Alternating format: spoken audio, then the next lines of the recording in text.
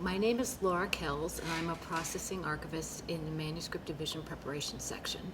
And my name is Meg McAleer, and I'm a colleague of Laura's, and like Laura, I'm a processing archivist. And we spoke on the truth about original order, or how to proceed when your collection arrives in trash cans.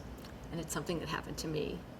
This was actually a talk that we put together a number of years ago, and we were intending it, I think, really for novices, for people who are fairly new to the archival profession.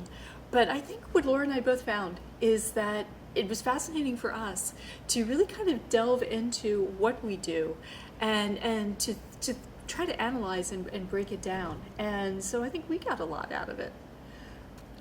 And what we try to do with this presentation is talk about one aspect of archival processing that we've dealt with, which is how to think about original order, which is a basic archival principle, and the fact that real life is not as neat and clean as some of the written writings and other procedures that you read about, guidelines that you get. Life tends to be a lot messier. Things do arrive in trash cans. Things do arrive with other challenges that we talk about in this presentation. And that's what we kind of come down to, is that the truth about original order is that original order is rarely pristine. And I think for those of us, particularly who process personal papers, realize that, where yes, your collection can actually arrive in a trash can.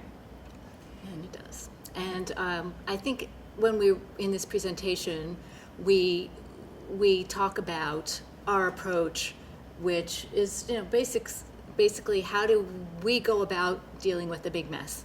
And the main steps that the basic areas that we talk about are how to really do the background research necessary to get going, how to really examine a collection, look at it like a detective would or an archaeologist would before we really start organizing it, and then thinking about decision making.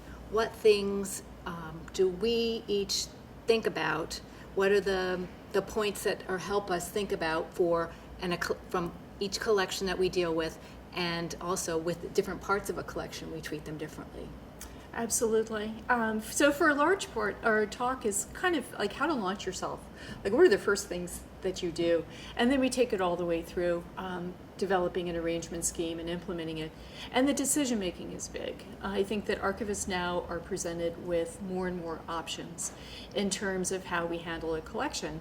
And part of it's driven by budget constraints and small staff size, and also the challenge of more product, less process, which is a movement within the profession that is really trying to get archivists to streamline what they're doing.